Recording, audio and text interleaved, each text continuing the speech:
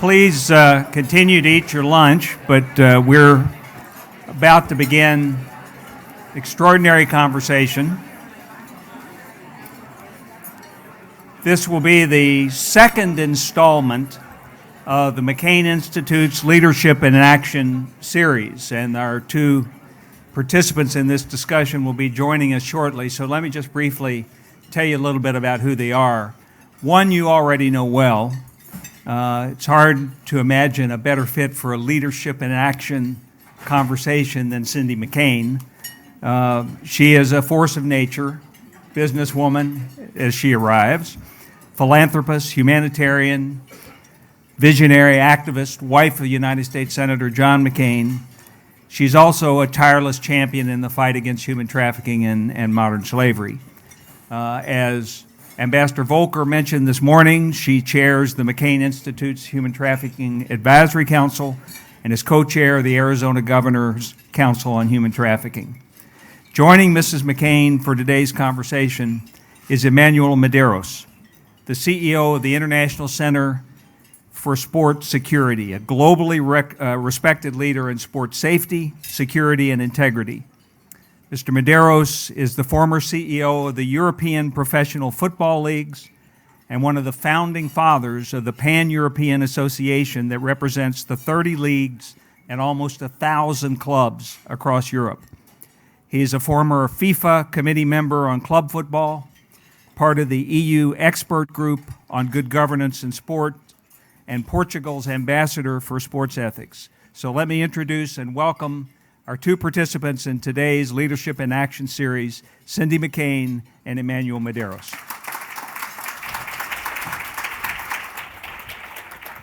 Thank you.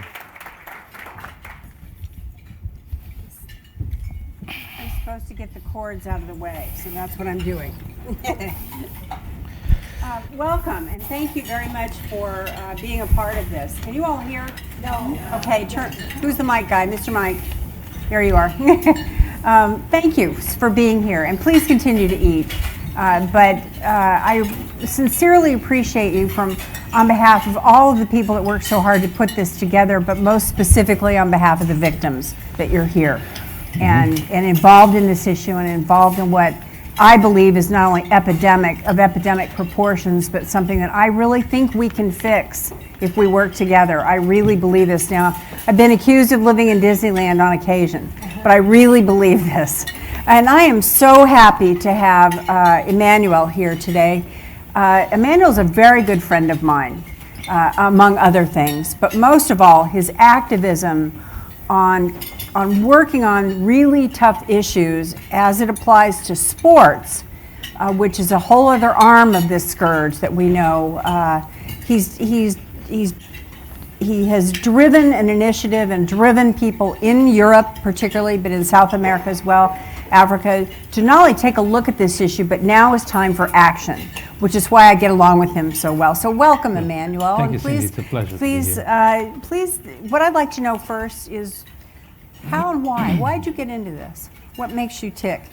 How could I not be? How could I not be? How could any one of us turn a blind eye to what's happening? This is our time. This is our shift. Things are happening with monumental proportions, widespread impact, touching lives of people, hurting values that we hold dear for our civilization, values like respect for human rights, respect for human dignity. How can we not act? How can we not be the agents of change we want to see in the world?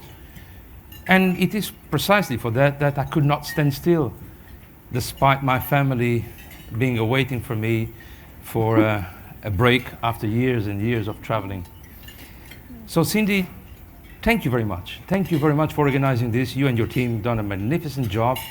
And I am absolutely overwhelmed. I'm impressed. I'm all fired up.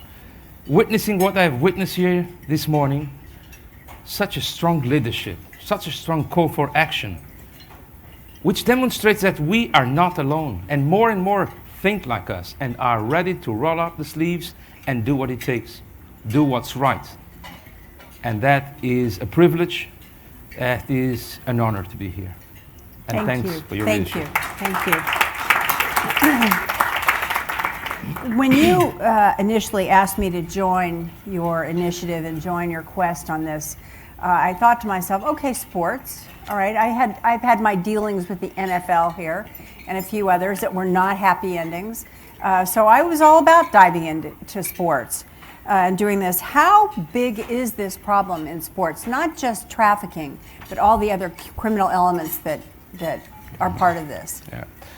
Well, unfortunately, we are dealing with the ugly side of the beautiful game. Mm-hmm. And I would very much prefer to speak about the great Super Bowl that you have all seen yesterday, and particularly because the Patriots won. And I'm sorry if I'm upsetting someone in this room. But it's one of the tragedies that, on one hand, we have one of the most appealing, popular activities in the world, something that touches our lives, that commands our dreams, that fuels our enthusiasm, being part of our DNA and our culture and our collective identity, generating billions and billions, and being a catalyst of social and economic development. And on the other hand, we have the dark side. Now, this dark side is not created by sport itself. It's created by society, and the problems that confront sport are deep-rooted, widespread social problems. The trafficking and smuggling of children and young people in and through sport is one of these flagellums. And it is global, it is big, it is organized. That is why the solution must be global, must be comprehensive, and must be holistic. The problem, the frustration that I face constantly is to make governments understand that they do have responsibility in this field, undeclinable responsibilities, is to make them understand that sport is not some form of marginal activity or exists outside of our legal system. And the problems are not minor, they are big. They affect all sports, they affect all countries, including the United States. And for those who think that I am inventing things, I suggest you speak with the Homeland Security Department, who has a year ago discovered 30 children in a gymnasium with hopes to be playing basketball collegiate sports, but were living sleeping in the floor in the gymnasium in subhuman conditions. It affects several sports, being soccer the most predominant, the most visible one. Some people say we don't have statistics. Some governments say we don't have exact figures, so we cannot measure the scale and the magnitude of the problem. I say this cannot be the attitude, because according to reports that we already have, 20,000 boys and girls smuggled and trafficked from Africa were estimated to be abandoned in the streets of Europe in 2010. We have heard allegations that 1,500 young boys and girls were smuggled and trafficked from Africa into Europe every year. We have seen also how this is not just a criminal activity. It's a criminal activity that is fueling other criminal activities. For example, in Ivory Coast, 2 years ago, our reports told us that the dark side of the economy was being shifted from smuggling of timber and diamonds into the establishment of illegal soccer academies. Can you explain that? What happens when a soccer academy starts, and just what the process is in terms of trafficking? Well, normally the modus operandi, the pattern is fake agents, fake scouts approaching slum mothers and slum fathers, promising wonderful careers in the biggest, most famous clubs around the world. In England, in Spain, in Portugal, in Russia, we have seen episodes of children and families who had to sell even their own dignity to gather the money to pay to that unscrupulous guy who had promised he would put his son in one of the top youth academies abroad, using fake papers, fake signatures, with logos of these big teams. And when the kids arrive at the airport, they have no one awaiting for them. They don't speak the language. They are completely vulnerable, and they don't have money to go back. We have also seen how clubs working in a very standardized fashion get these players smuggled into their own countries. They retain the passports. So these people have nowhere to go. If they have talent to kick the ball, they may have some shot. But this is 1 in a million. The majority of them, they are left at their own mercy. They end up in the streets.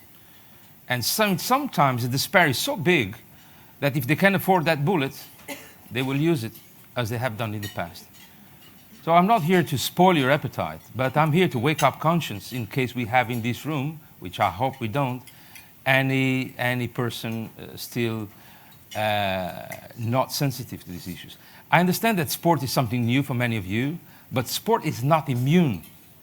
And if we allow this perception of immunity, if we allow this perception that sport is something apart, untouched by organized crime, then we are making them a favor. We are making sport vulnerable. Prevention implies awareness and implies recognizing that the problem exists. I could also say that it's going to be tough to change mentalities in this country about sport. We have seen some reactions regarding concussion. You know, it's now a reality, nobody denies. But what about back then? So this will require the collective engagement and the collective action of all of you, because trafficking and smuggling in sport is not different from trafficking and smuggling for sex abuse or work slavery. It is not, unfortunately. And many of these kids that are incorporated in these, quote, sports teams or these syndicates around there do wind up in sex slavery or in labor trafficking, because that is the sham that these guys find these kids on. Am I correct? Mm-hmm. And then that's not what they're going for. They're indeed labor trafficked and sex trafficked, as we all know happens here in the United States and around the world. Can you tell me, let's talk about SIGA for a minute, which is what I'm involved in, the Sports Integrity Global Alliance. And talk to me about how and why you put that together and what your goal is for it on this issue and others too. Well, SIGA is amazing. SIGA is amazing. Let's just put it that way. I'm speechless, which does not happen often, I must say. But SIGA is, I think, our last chance to bring about long-lasting positive change. It is rooted in the belief that the problems are what they are: complex, sophisticated, global, and often involving criminal organizations.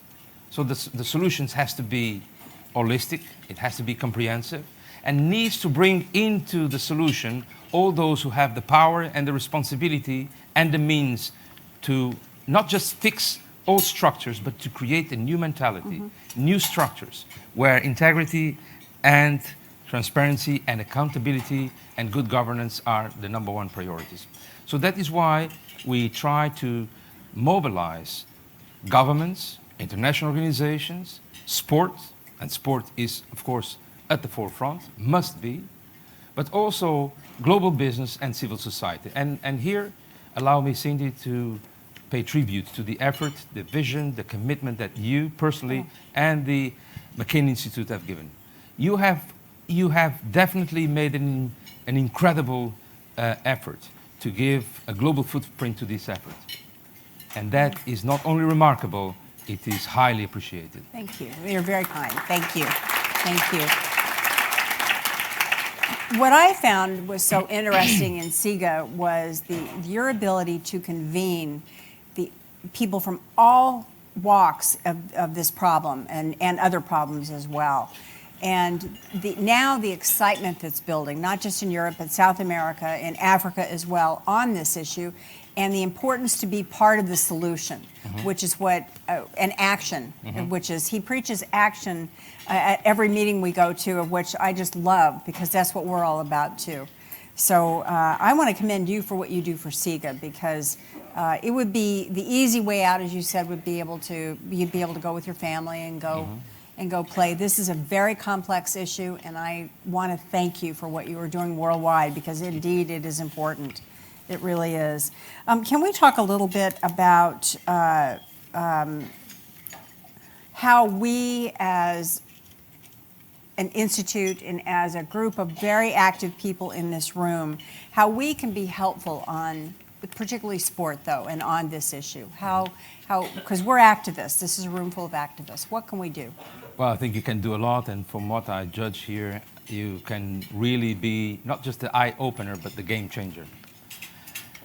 You have the power to convene, you have the power to drive change, you have the power to galvanize support from all these great institutions that are here on the table, all these leaders, all these champions for what is right.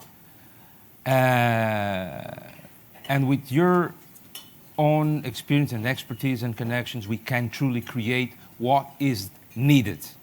Two things: global leadership and the united front committed to action. Action speaks louder than words. And this is something that we have in common, as you know. So, and this is the moment to do what's right. We have also tried to place things where they stand. We have said about human trafficking, we have seen how it was converted into a business, and more than a business, a criminal activity. But in reality, what this is about, and I will quote one of the greatest men of this nation, who had an inspiring visionary speech here on June 11th, 1963, by the name of John F. Kennedy, who said, "We are confronted primarily with a moral issue. It is as ancient as the scriptures and as clear as the American Constitution."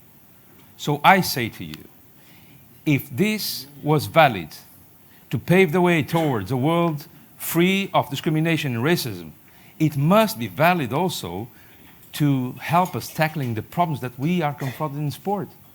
Because sport cannot stay in the darkness. We need to shine a light about these problems, because to acknowledge that they exist is the first step towards credibility and solution-oriented action.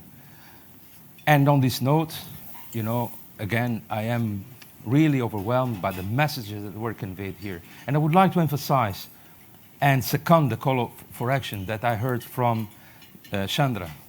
I was impressed. My fever became like my skin became like a chicken skin, because I could listen to myself in those words. She said, "Nobody empowered me. I empowered myself."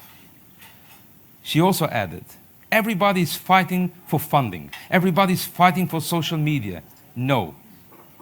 Please forget your egos. Let's work together." This is absolutely right. Right on the target. This is what we have to do. No one is exempted. Responsibility lies with each and one of you and each and one of us. And Sidi, you are a person with vision, strong leadership, strong commitment. Help us to get to where we need to go. Thank you. Thank you. You can see why I like him so much, and you can see why I get along with Emmanuel very well. My husband said to me, so take this for what it is, okay? My husband meant, he was trying to be very kind when he described me this way, and I took it that way. He said, "I'm like the chihuahua in the room that keeps biting your ankles till you finally do something to get rid of me." And I'll wear that. I like that, actually. You know, some of the challenges that we faced here in the United States and, of course, around the world is the fight, or the lack of the fight, and the lack of understanding. What specifically do you see in terms of SIGA and, of course, the Global Alliance in general? How do you see training, awareness, you know, those issues we're now getting into the weeds and the necessities that we need? That's a very pertinent question, and I would like to... And can we involve players? Yes, of course. We should, we must. But let me tell you a little bit about how I see the United States. I see the United States not just as a big, efficient law enforcement machine.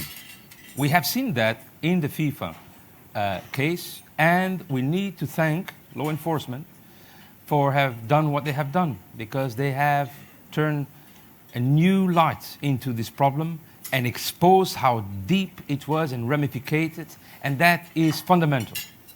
Something that the European law enforcement and the European authorities have not done for whatever reason. And I think this is a reason for embarrassment on their side. The second thing I would like to say is this. Many of the problems that we have discussed here and others related to financial transactions, related to opaque ownership structures, related to money laundering, doping, and other problems, they could be easily tackled if the United States authorities would have a straightforward, proactive stance. Most of these activities occur within the US financial system and use US financial currency. When we suffer in Europe, including my country, with foreign investment, whose origin, whose motivation, we don't know. We don't even know the color of the money, but the money is offered cash in some cases. It could be solved with the leadership, with appropriate regulatory structures and effective oversight. And for that, I think the United States can play a leading position, and we will not spare any effort until we see the US committed. They're doing a great job, that's absolutely true, but I think a lot still remains to be done. So, part of the solution is to involve all the key stakeholders. We need to have the clubs, we need to have the leagues, we need to have the players, and we need to have champions and advocates in each and one of us. The leagues are truly the owners of the game? Question mark. No. They are, first and foremost, the custodians of the game's values, be they in the United States, in Mexico, in Colombia, where we just came from, to address these problems with Interpol, with the National Colombian Police, and a wide range of sporting stakeholders. But the leagues and the clubs and the federations, they are the custodians of the games. They don't own it. We collectively own sport, because without us, sport will not exist. It's a privilege? No, it's a responsibility, and should drive us for action. So I would like to continue, and as part of our cooperation agreement, is to develop a very action-orientated plan so that we can address, with positive tone, with a constructive spirit, with an action-oriented message and solutions, what needs to be done. It is very important that everyone understands this. We are not here to machine gun. We are not here just to focus and dig the problems. No, we are here to work on solutions. We are here to work on solutions. And this is what led us to develop with a number of other partners two interlinked approaches, two interlinked work streams. One is aimed to develop a set of guiding principles, best practice, covering recruitment, training, education, and protection of young athletes. Very important. Again, these are not grandiloquent proclamations. These are not the fundamental Bill of Rights and the Magna Charta. These are very orientated toolkits, first steps for action. The second is truly to build bridges, to bring people together, mobilize organizations. And we have done this via bilateral cooperation agreements, such as the one that we will sign later today, and we are very proud about that, but also with the UNESCO, with the United Nations organizations against drugs and crime, with OECD, and I know that David Luna from State Department was supposed to be here, but I want him to know that I value his leadership and his role and his commitment in this field. And if he's not here, please convey him the message, because that's absolutely fair. We are also spurring partnerships involving governments, immigration authorities, and the sports movement. We are bridging Brazil, Latin America, with Cape Verde, Africa, and Portugal in Europe, as we understand this to be a very dynamic triangle where smuggling and trafficking occurs. And of course, with the support of the Organization of Ibero-American States and the progress that we are making in the United States, we help also to contribute to mitigate or even eradicate some of the incidents that we see from south to north. As part of what just came to my mind just now was the involvement of FIFA. And Is that part of this? Has FIFA hindered things before? I know we all watched the World Cup in Brazil most recently, and from what I was told from folks on the ground, is that human trafficking was basically an afterthought. So I mean, how do you? And I'm not blaming FIFA necessarily for all of that, but I know that it starts at the top. Well, I can tell you that FIFA is aware that FIFA has Thanks to you. I think the problems are so wide and so visible they can no longer be ignored. Yeah. And I must acknowledge that FIFA gave positive steps. They have enhanced the regulation. They created a special committee that oversees all the transfers of minors. But we also know, I'm a lawyer, as many of you probably are, the devil is in the detail, and circumventing these laws and regulations is not rocket science, unfortunately. But I want to come back to something that Ashton said in his video. This is not a cool topic. This is not a popular topic. Try to raise these issues with the clubs. They will slaughter you because they have to protect their brand, their reputation, their image, and their income sources. So it is very sensitive. But it's important then to understand that if we really want to have a sport clean, a sport where the youngsters can enjoy a safe and sound environment, if we want human dignity to be valid not just in paper but in our lives and how we practice this, then there is still a lot to be done. There is indeed. I'd like to open it to questions. Would you be willing to take questions? Absolutely. From anyone With pleasure. in the yes, sir. Okay, we got microphones roaming around. Okay. Here she comes. Thank you, Mrs. McCain, Mr. Medeiros. I'd like to actually go back to the FIFA question. There's well-documented forced labor and labor abuse in Qatar that's associated with the World Cup. The complicity of the Qatari government in this is no secret. This is all well documented. ICSS, if I understand correctly, is headquartered in Qatar. I find this really abhorrent and frankly worthy of the condemnation of the entire trafficking community that this is persisting. We have a program in Nepal, in India, and the trafficking of forced labor from South Asia into Qatar to build the World Cup stadiums is well documented. So I'd like to know specifically what is being done and why our community should not revile what is happening in Qatar and with the World Cup, and do everything we can to oppose that the World Cup proceed without sanction in Qatar. Thank you very much. That is a very pertinent, very important question.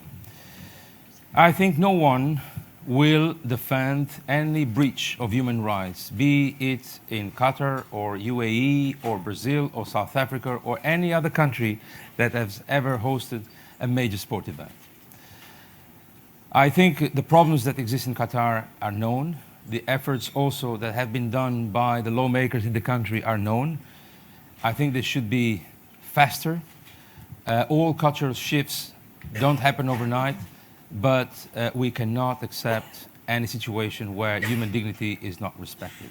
It's not just about sport. It's about building a new world, a new city. But being sports a part of that reality, obviously it has great impact. We take this matter very seriously, and we have even in the SIGA Universal Standards on Good Governance included a standard where respect for human rights is at the forefront. And we will develop also an independent assessment and rating system. So it's not just self-assessment, it's independent assessment. We will continue to raise our voice high also, condemning abuses. And abuses occur not just in underdeveloped countries or when major sports events are organized. We have also witnessed a major discussion in Brazil regarding sex trafficking and exploitation.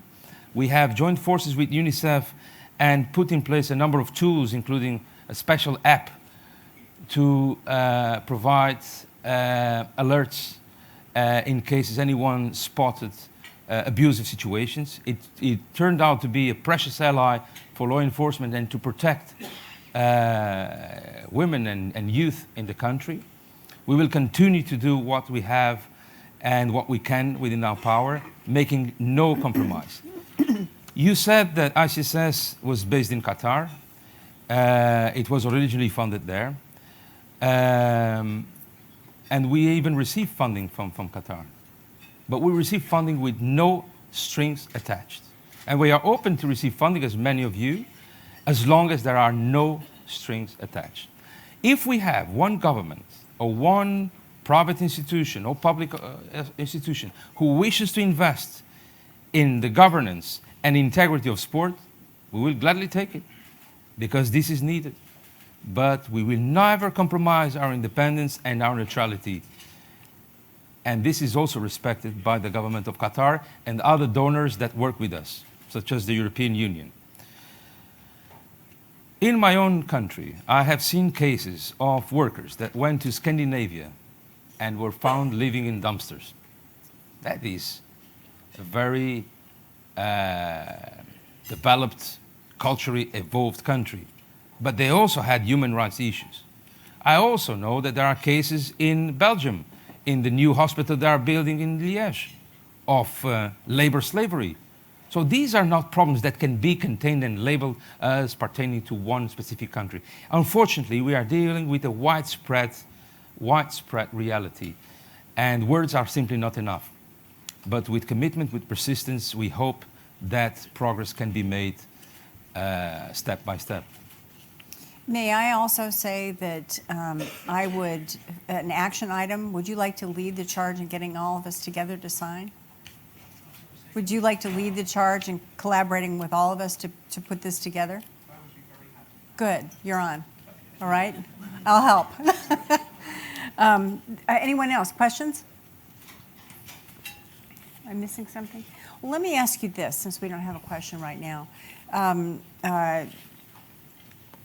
Tell me about specifically what the thought was when you included elements like human trafficking, like gambling, like betting.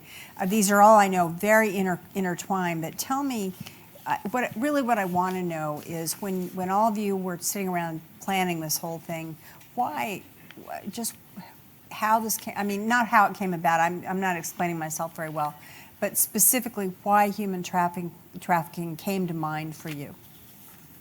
Because most people, most of the time, we're an afterthought. I think it's the way I am. I cannot stand still. Yeah. I cannot stand still, and the same sentiment is shared by my colleagues. And that is why ICSS is a great organization, because it provides you with a platform where you can truly try to make a difference. Humble, small, short, but yet moving forward. Nobody tells me what to do, what to say, but we are all on this together. We all believe that, the times of turning a blind eye are over. Yeah. We believe that sound bites are not an option. Denial is not an option.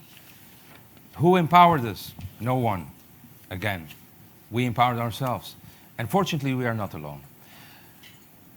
I spent half of my professional life in professional sport, in leading positions at club, league, and international organizations.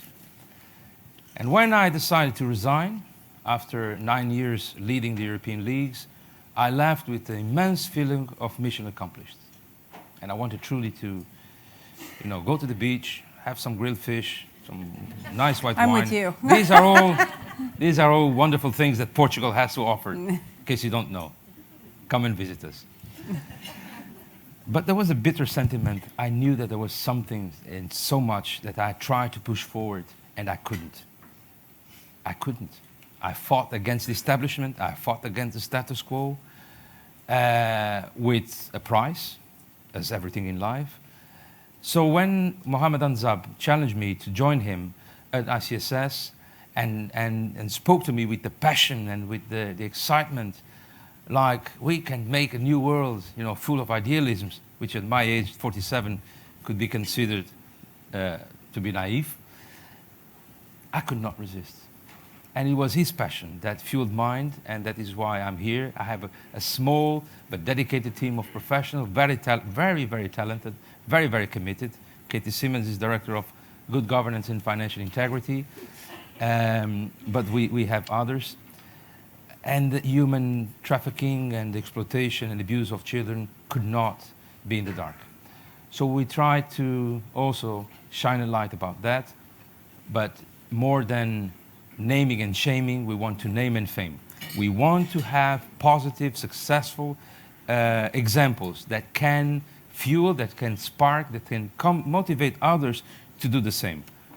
And as you have seen with SIGA, our partners, the movement is growing, the momentum is growing, and of course it is fantastic to have you on board. Thank you. Thank you. Well, on that note, you have something that you would like us to do right here? I would like to formalize the positive and excellent spirit of cooperation which we have developed since the first time we spoke. The identities of views, the shared concerns, the common priorities, and that relentless committed for action.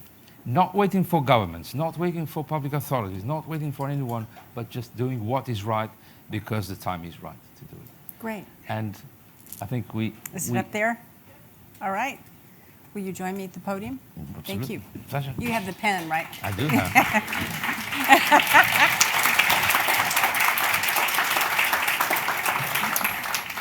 This is something that, of course, this is coming from a manual, but this is something that the McCain Institute feels very clear about.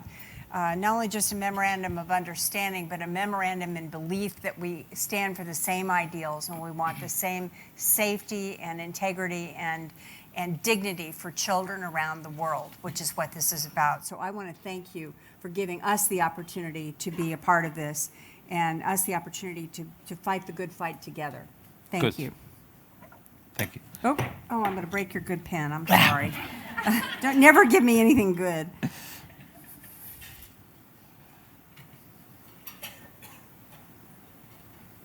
There you go. Thank you.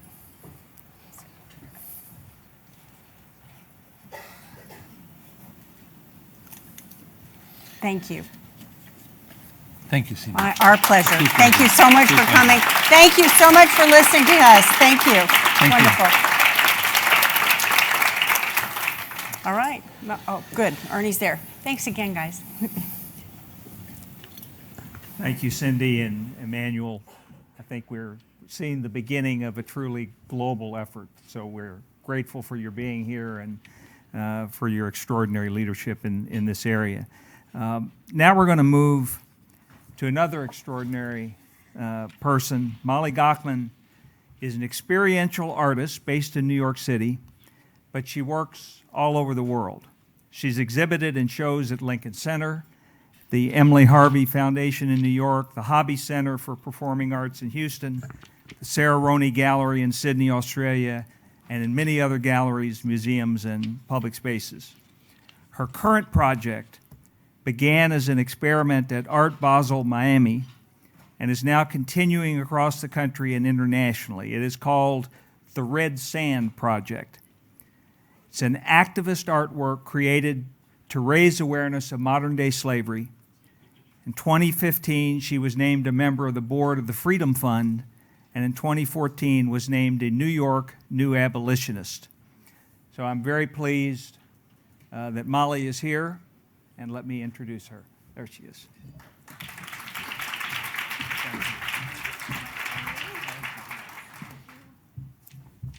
Hello, thank you so much for being here today.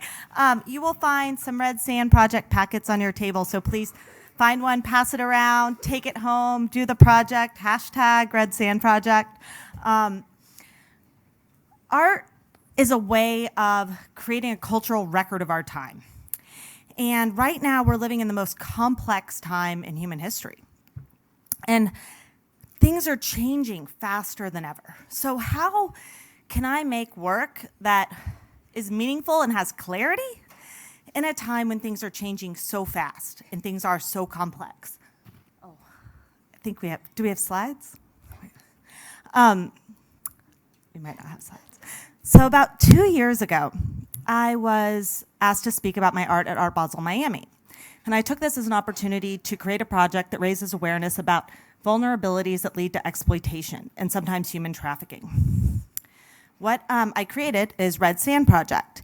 And you take red sand and you put it in a sidewalk crack, and the idea is that vulnerabilities are all around us. Human trafficking is everywhere, vulnerabilities are everywhere. We just need to take time to pay attention to these vulnerabilities and be mindful, not merely just walk over them. And people ask me, well, what are some of these vulnerabilities? And vulnerabilities include foster care, education.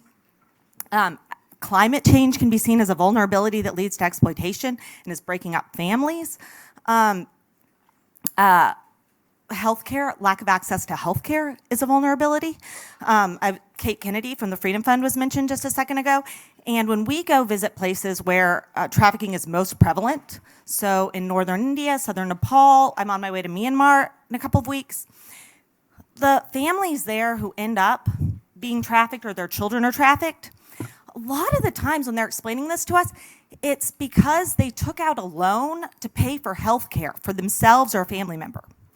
And then they're stuck in debt because they can't pay back this loan. So this is a current issue. We need access to affordable health care. Another project that I did 2 years ago is in the shape of the border between the US and Mexico.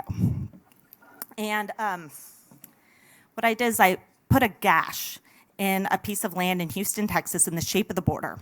And I asked people in the community to fill it with red sand. And the idea is that discrimination is a vulnerability that leads to exploitation. And we have so many people trying to come across this border for safety and sanctuary. And instead of being met with welcoming and with sanctuary that they desperately need and deserve, they're being exploited. And so really art is just taking an opportunity for us to have conversations around these vulnerabilities. And then I just met Roxy, who I'd never met before. She's with the Exodus Project. And she's bringing Red Sand Project into public schools. She's already doing a lot of work with public schools here in DC. I see public education as a great opportunity to help communities be more self-sufficient, help communities be healthier.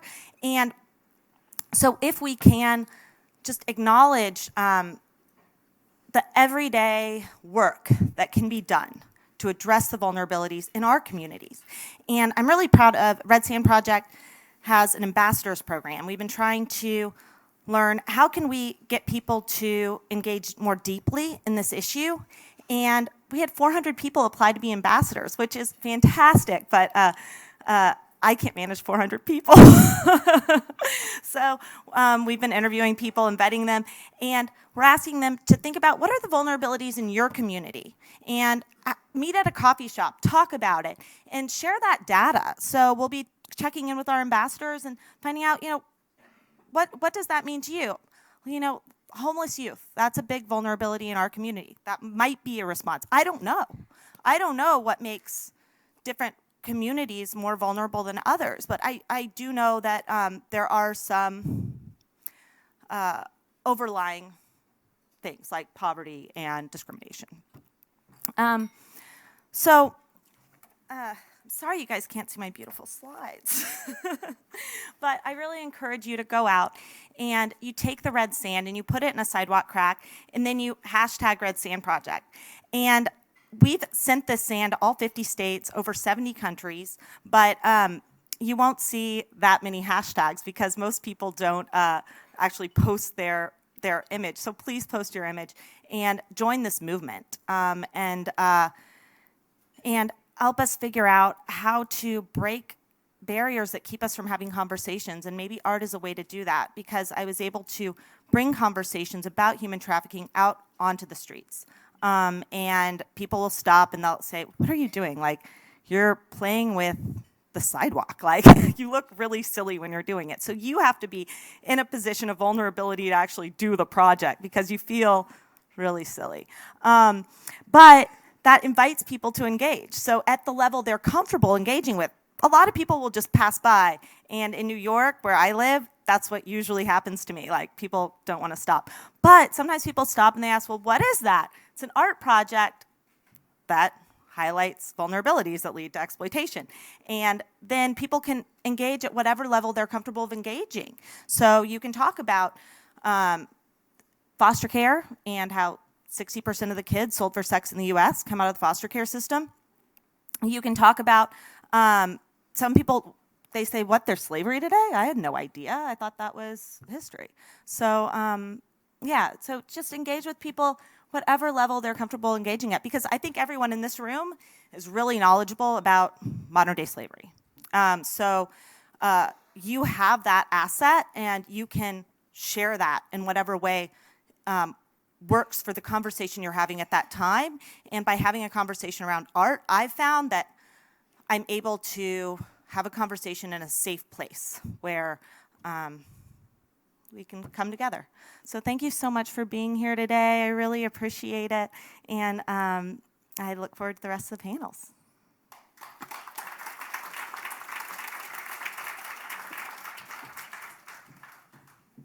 Thank you, Molly. It's clear that there's power in art, power to raise awareness, to change minds, and we're grateful for your willingness to take the lead in this. Now, what we're going to do is take a break for a few minutes. We'll be back for the next panel about 2 o'clock while we reset the stage. So take a break for coffee and conversation, and we'll come back together in another 20, 25 minutes. Thanks.